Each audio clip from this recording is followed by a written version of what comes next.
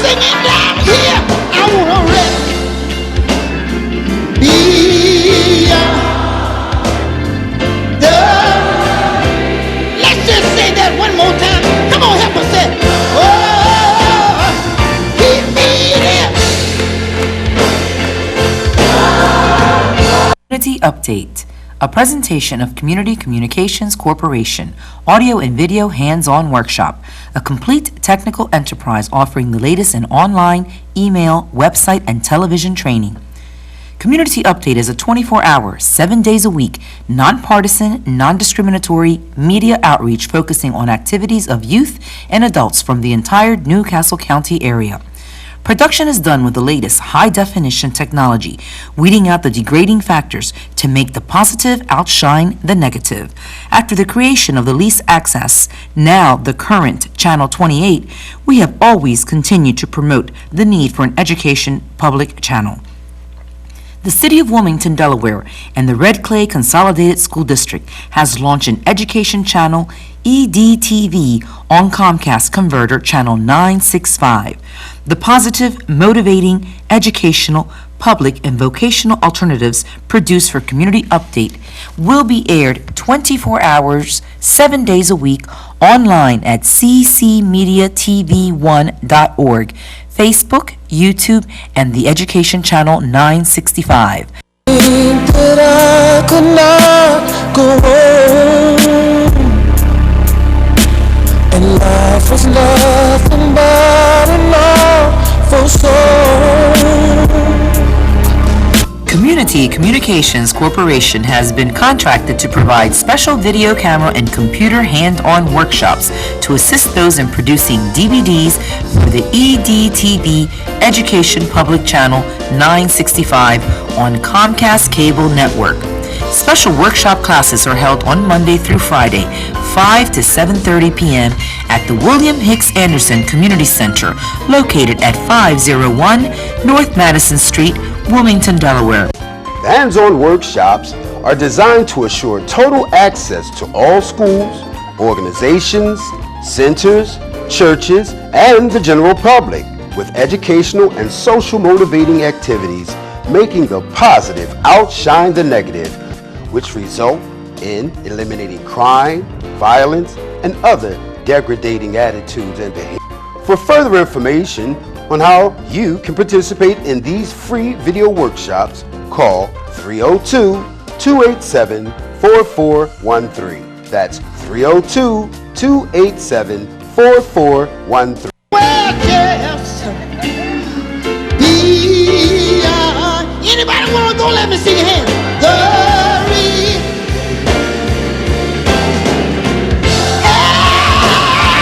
Keep me. Oh, let's have church tonight. That's where I want to be. In the Bronx. Be my glory. Be my glory.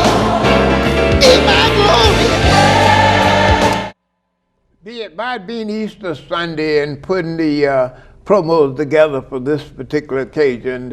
I want to thank B.K. Hart and the young lady Terry. She's in Baltimore. I was in Baltimore last night doing some work down there. Knowing I had to come on the air, I had the young lady to put my promos together, and I'm gonna bring her up for you all to see her. This young lady is a technical genius. So promos you see, I gave her a lot of stuff when I got down there yesterday, and she puts it together. So she can't hear me now, but I'm gonna give her some thanks. If it wasn't for people assisting me in the 70 total years that I have been in service, I started 8 years old in Florida as an entrepreneur in my neighborhood. I always wanted to be a business person, so I had to figure out how to start at 8 years old. So back there, you didn't have the malls and the big shopping centers and all that. So people used to shop at the corner stores, and some of the people had to walk 3 or 4 blocks to get it. So I put a business together on Saturday morning. I get up and do my chores for my grandmom. And then I go around and go to the store for the people in the neighborhood. Now back there when I was 8 years old, when you got a quarter of 50 cents for walking 3 blocks to get groceries, that was a big thing. At the end of the day, I would make sometimes $2 or $3. Well, you could go to the movies for 10 cents. You could buy popcorn for 5 cents back there. So things were different. So I was an entrepreneur starting at 8 years old in Florida. And when I got in 10th grade, I always wanted to be a disc jockey. I was raised by my grandmother. My uncle always installed into me that I was coming up under circumstances beyond my control, and I had to make up my mind to do something about it. So I always had in mind to do that. So in 10th grade, I started visiting the radio station, just sitting in. The owner fell in love with me because I had a way about getting to people. So I would work with the disc jockeys and spin the records and clean the records and all of that. So one Sunday morning before going to church, I used to go down and do this. The disc jockey had an accident and he could not get to the station.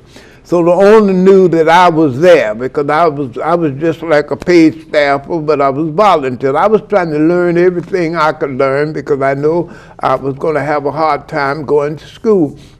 So the owner called and said, Benny, they used to call me Benny, you have to lock up. Teddy can't get there this morning. He had an accident, so we can't go on the air. I said, sir, we can go on the air. He said, well, how are you going on the air? I said, well, I've been the one who's putting it on the air. I've been doing everything but just talking. He was doing the talking, but I've been doing the work. You've been doing all that? I said, yes. He said, well, what you going to do? I said, I have a problem going on the air. He said, why? I said, I can't play the hillbilly music. I'm not used to that. He said, well, what you gonna do? I said, I have my own music that I can play. I had prepared myself for 3 years as a young man that if the opportunity ever come for me to go on the air, I would be prepared. I called myself the Gospel King. So he said, my wife and I are gonna be listening, and if we hear anything that we don't like, we're going to call you and you lock up and go home. I went on the air as the Gospel King, started spinning the records. I had all my stuff together. In my neighborhood, all of the local announcements, church announcements, was aired on that station, although they played hillbilly music. So people was watching on Sunday morning anyhow, listening anyhow on Sunday morning. So when I went on the air, people started coming to the station and all of that. So from that point, I was given my own hour. After a couple of years, when I graduated from high school during that year, I was able to get them to convert to that station or to all African American programming. And if you go to Daytona Beach, Florida now, WELE is still on the air there, and I was responsible for that. I come to you this morning with a lot of experience in broadcasting. As I've been in broadcasting all of my life, moving from Daytona to Philadelphia to WDEL, and from WDEL to WILM here, and then John Rollins, when cable came in, I was hired as the mediator between the public and the cable station, and that's how 28 come into existence. But now I'm working with the Red Clay Consolidated School District to make sure that the other districts and the community get involved. I have on this set with me 2 distinguished guests from the community. One of them has been playing a role in programming for years. He's the program director. I don't know if that's the right title, but I know he's at Parks and Wilmington Parks and Rec, and the activities of Park and Rec is controlled by him. Shawn Baker, we are happy to have you here this morning. And in trying to get the community involved, we know that Park and Recreation have a lot of activities going on that the average person in the community don't know about. Only a certain number of people comes to Hicks Anderson or come to the different schools where your activities are. And the educational channel will give the people at home an opportunity to know what's going on with Parks and Rec. So I'm happy that you considered to come this morning to help me to inform the community in the importance of giving our young people not only an opportunity to perform and participate, but to be seen. We have a challenge to do that. So thank you for coming. And just briefly, tell us the importance of the role that you play with Park and Rec, and you've been playing it for years. Twin, we'd like to say, first of all, thank you for having us. And we appreciate the long service that you've given to the community. People don't, again, know that the people before us, myself, Dwight Davis, people before us like yourself, William Hicks Anderson, have done a lot for us to be sitting here now. So we'd like to thank you first and pay homage to people back in the day, Miss Mercedes Fields from William Hicks Anderson that has done a lot. So we have a lot of people that have done a lot of things in the community for us to be here now. We have a lot of things going on in Parks and Rec. We have our Wilmington Wellness Day this Saturday coming, April 26th, where we expect to have about 2,000 people in Rodney Square. We have a great deal of exhibitors. AstraZeneca is one of the sponsors, Christina Care, a lot of different sponsors are coming up. We have about 60 exhibitors that are coming, and that we expect to have a nice thing. We're doing some Million Man Hearts as our theme this year, and in doing that, we're trying to save 1 million hearts not to have a stroke or a heart attack between now and 2020.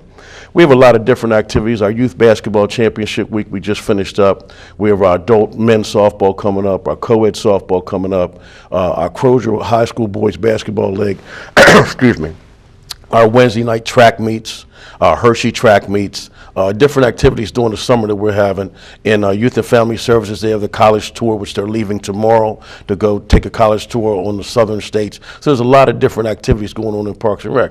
And if there's something that we're not doing in Parks and Rec, something that we're not getting to, we're always around to say, we want to, if you, as a community person, if you want to do something, come and tell us what you would like us to do, and we'd be glad to try to make it happen. We know a lot, but we have a lot to learn. Now, in the previous set, we had the producers, two young people representing the Producers Association. We are 10 plus with producers ready to produce. The activities you just talked about, we will be covering that with the producers and also our workshop at Hicks Anderson. I want to take a minute to explain people about the workshop. The workshop at Hicks Anderson that we conduct is a training workshop. These young people come there to learn how to produce. They are not perfect. There are things that they do that don't come up to the standards. So, but yet and still they're learning how to do that. The other night you had the activity there, and I had 3 of the young people videotaping that. We don't know how the footage came out yet. I haven't a chance to look at it, but anyway, they were there in training. They was in the uniforms and all of that. So we plan to start capturing things like you have coming up that we can put on the educational channel, because there are people can't get to Rodney Square. There are senior citizens can't get to Rodney Square. But if we can take those programs to them through the educational channel. Now this is an educational channel that have enabled the community to take a part with educational-oriented activities. It's not an open channel to the community. It's not a public channel. It's an educational channel, but since we don't have a public channel, they have arranged to have educational-oriented things on the channel. Now we have Dwight Davis here, who is the chairman of the Dwight L. Davis, that's correct. who is Thank the you very chairman much. Yes. of the PEG organization. Yes. Now, how does the PEG organization help us to do what we are trying to do? We know we have a PEG part of Channel 28 now. the public part is a part of PEG, Yes. and we have Channel 22, which is a part of PEG. Now the educational channel is a part of PEG. Now, what is PEG all about? Can you briefly tell us that? PEG stands for the Public Educational and Government Corporation. We call it PEG Corps. And of course, along with yourself and others, Reverend Calvin Brown, we established PEG several years ago when we were really pushing hard for the public and the educational component that's required by the FCC. I just want to say, first of all, thank you for inviting me, and thank you to Charlie Copeland and the Republican Party. But when I came here today, I try to be a discerner of spirits, and so when I came through the door, not only can I say that they had a security officer, my brother Kurt Lacey, but they also had a greeter at simultaneously. That was Herman Holloway Jr. So when you come through the door, you got a real good spirit about being here and being here.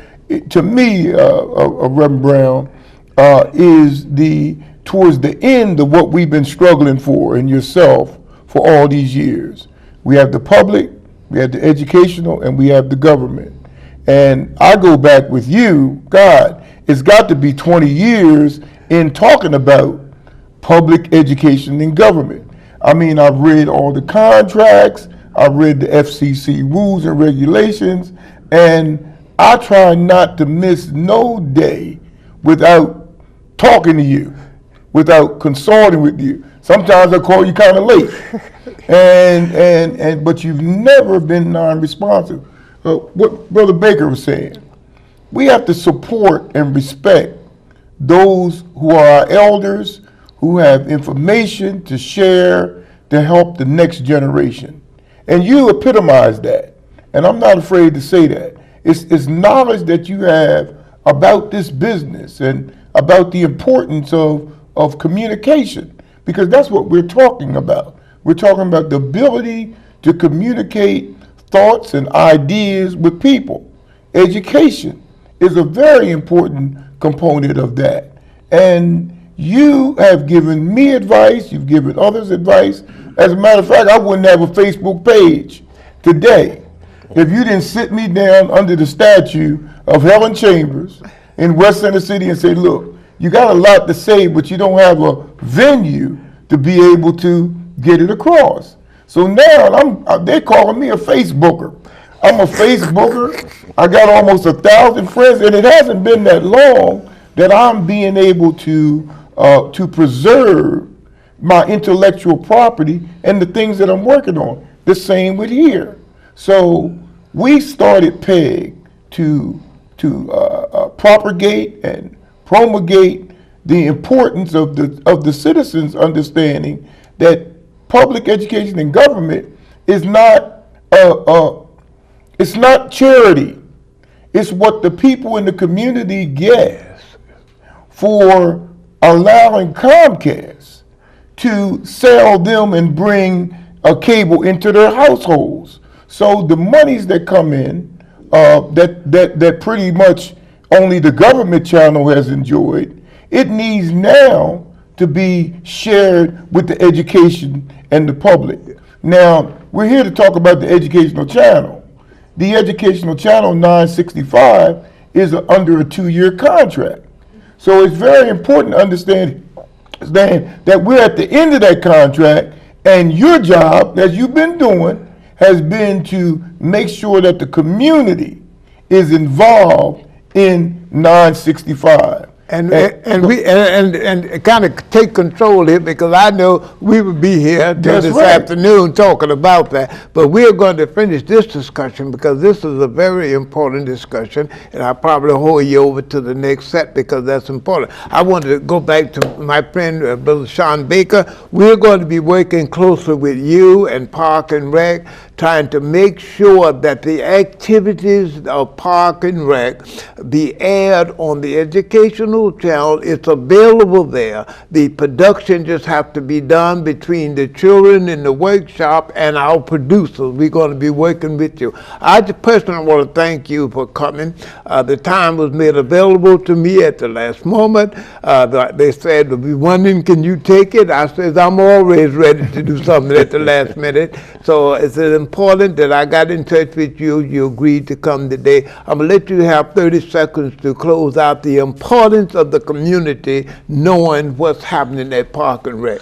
We also believe, Twin, that giving an opportunity and giving opportunity and access to people lets them do things. We would rather them be in positive, productive activities than to be out on the street corners, than to be doing something wrong. So anytime we can get an activity to put kids in a facility or to put adults in an activity, because we're a full-service Parks and Rec program. We service people from 4 years old all the way to 80 years old. We had a man in our track meet last year at 80 years old run the 100-meter dash. So we service people from 4 until 80, all kinds of people, all races, all colors, all creeds. And we just want to provide positive activities for people to participate in Parks and Recreation. Put me in touch with that 80-year-old man that I want to see what he's going. Friends, we're going to return with the next segment. We have other guests coming in. We're going to continue to inform you of how you can become a part of a 24-hour educational channel,